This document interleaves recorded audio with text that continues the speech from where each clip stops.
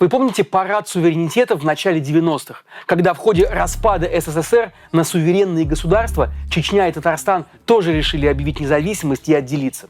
Тогда перспектива развала страны казалась очень вероятной, но еще никогда с тех пор сепаратистские настроения в России не были так сильны, как сейчас. И идущее уже год вторжение в Украину такие настроения только укрепляет. Могут ли эти внутренние процессы угрожать нынешней России? Ведь, с одной стороны, многие национальные республики на фоне войны завели себе батальоны, а с другой и чеченцы, и буряты, и башкиры с охотой идут воевать за русский мир. Самое время в этих вопросах разобраться и вспомнить, как складывался тот самый братский народов союз вековой, о котором поется в российском гимне. С вами Павел Коныгин, и это разборы от проекта «Продолжение следует». Подписывайтесь на нас в Телеграме и Ютубе, читайте на сайте и смотрите в эфире «Дождя».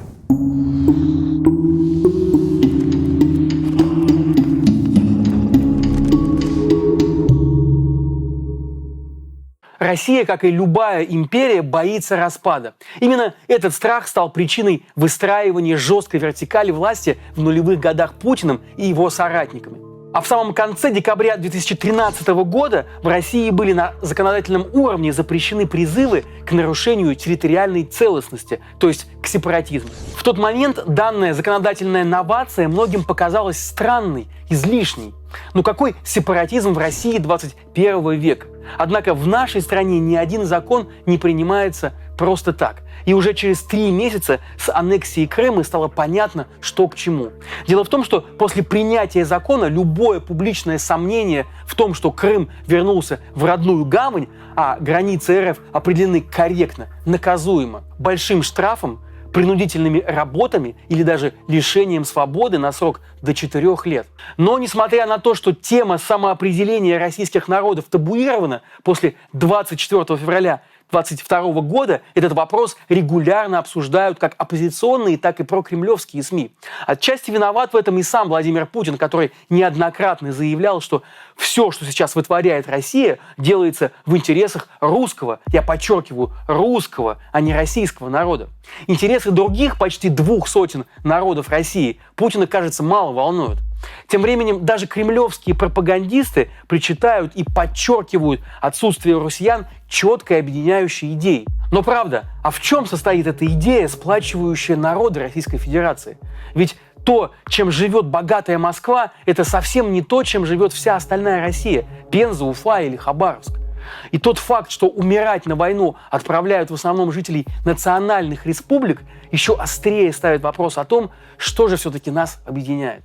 Россия ведь отнюдь не родилась вот таким монолитным государством. Она была слеплена из разных национальных образований. И в большинстве случаев история присоединения новых народов к нашей большой стране была совсем не про взаимность. Первое в послемонгольской истории России присоединение территорий с этнически нерусским населением произошло в середине XVI века, когда царь Иван Грозный завоевал Казанское и Астраханское ханство.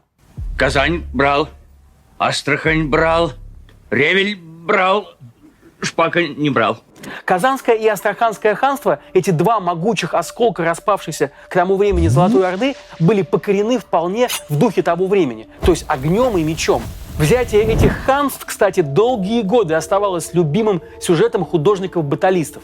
Эти битвы вошли в отечественную историю как твердые шаги Руси к ее величию. Однако давайте подумаем, как покорение двух ханств оценивалось, так скажем, на местах. Как смотрели на это татары и нагайцы, населявшие те земли. Или вот еще один гордый независимый народ – башкиры. Об этом регионе я знаю не понаслышке, поскольку сам родом из Башкирии. Еще в 1557 году башкиры подписали с Иваном Грозным договор о вхождении в состав Московского царства. По этому договору за башкирами закреплялось внутреннее самоуправление и земли, которые у них были. В ответ они должны были поставлять свои войска на все войны, которые ведет Россия, и защищать ее южные рубежи. Однако прошло немногим более 100 лет, и русские почувствовали себя полновластными хозяевами и на башкирских землях тоже. Началась полноценная их колонизация. И вот русские промышленники уже пришли на исконные башкирские территории и поставили там свои заводы. Башкиры ответили восстанием, которое переросло в настоящую войну. На протяжении целого столетия она то затихала, то разгоралась с новой силой. Не справился с этим даже царь Петр, который упразднил башкирское самоуправление и постановил своевольный башкирский народ на вечное время обуздать. Но нет, обуздать не получилось. А помните из уроков истории о крестьянской войне 1770-х годов под предводительством Емельяна Пугачева? Тогда башкиры во главе с Салаватом Юлаевым перешли на сторону восставших и Пугачева. В итоге бунт был жестоко подавлен, Пугачева казнили, а Салавата отправили в пожизненную ссылку на эстонские болота. Да, конечно, сейчас в Уфе стоит монумент, посвященный русско-башкирской дружбе. Однако и памятников Салавату по Башкирии тоже хватает. И по сей день он главный национальный герой республики. И башкирский батальон в войне с Украиной, знаете, как называется? Правильно, Салават. А вспомним Кавказскую войну, которая продлилась почти половину XIX века. Это была серия военных столкновений между русской армией и войсками мусульманских имаматов, кабардинцами, чеченцами, дагестанцами и другими народами Кавказа. Целью войны, и это вам опять же подтвердит любой учебник истории, было присоединение к Российской империи кавказских территорий. А у кавказских народов были свои резоны этим планам сопротивляться. Им не нравилось, что Россия привлекает их как рабов к строительным работам на южных объектах. Им не хотелось платить новые налоги. Войска генерала Ермолова разрушали непокорные аулы и вытесняли горцев с их территорий, проводили, как сегодня выражаются, зачистки. На тот момент Северный Кавказ населяли около 50 народов. Это черкесы, осетины, чеченцы, ингуши, балкарцы и многие-многие другие. Они не только разговаривали на разных языках, но и имели разное вероисповедание и часто враждовали друг с другом. И русским военачальникам думалось, что эти народы не смогут противостоять многократному численному перевесу русской армии и ее техническому оснащению. Однако имам Шамиль, этот мудрый и умелый политик, военачальник, сумел сплотить под своим руководством разношерстные кавказские отряды. И эта война получилась крайне кровопролитной для Российской империи. Российская империя тратила поистине огромные средства на изнурительную борьбу с горцами. К тому же и внутриполитический фон был отнюдь неблагоприятным. Шамиль был настоящим героем советских хроник того времени, фигурой модной. Публика зачитывалась историями о его военных подвигах и ему откровенно симпатизировали. Историки считают, что имам Шамиль в какой-то момент даже имел шанс на победу, если бы смог поднять под свои знамена больше кавказских народов. Тем не менее, в 1859 году имам все же капитулировал. И знаете, что сделал с ним российский император Александр II? Он отправил его в почетную ссылку, обеспечив своему непокорному врагу шикарную усадьбу в Калуге, где тот жил вместе с многочисленной роднёй и женами. А затем и вовсе царь отпустил Шамиля на хадж в Мекку, где тот и умер. Среди итогов Кавказской войны было не только присоединение к России с территории северо-западного Кавказа, Чечни и Горного Дагестана. Среди них была также и массовая миграция населения. Горцы покидали обжитые селения, а на их места переселялись семьи казаков и российских крестьян. Да и потом, на Кавказе было много всего страшного. Вспомним те же сталинские депортации, когда сразу несколько кавказских народов были вырваны из своих домов, погружены в вагоны для скота и выкинуты в степи Казахстана. Среди зимы без одежды, еды и жилья. Вспомним и российско-чеченские войны в 90-е годы.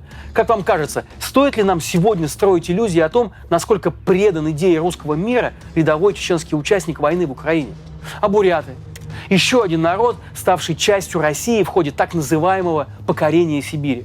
Буряты отчаянно сопротивлялись колонизации, более 100 лет длилось это противостояние между казачьими отрядами и бурятскими войнами. И даже советские историки оценивали его как гражданскую войну.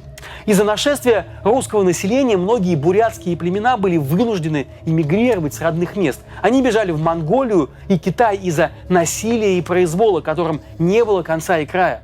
Царское правительство рассматривало покоренные народы как данников, взятых в ясачный платеж. Малейшее колебание в уплате на ясака в исполнении приказов воевод считалось шатостью, изменой и жестоко каралось. Многие века государевы люди сгоняли бурят с лучших земель на неудобья, ограничивали размеры кочевок, чтобы выдавать наделы переселенцам из западных частей Российской империи по Столыпинской реформе.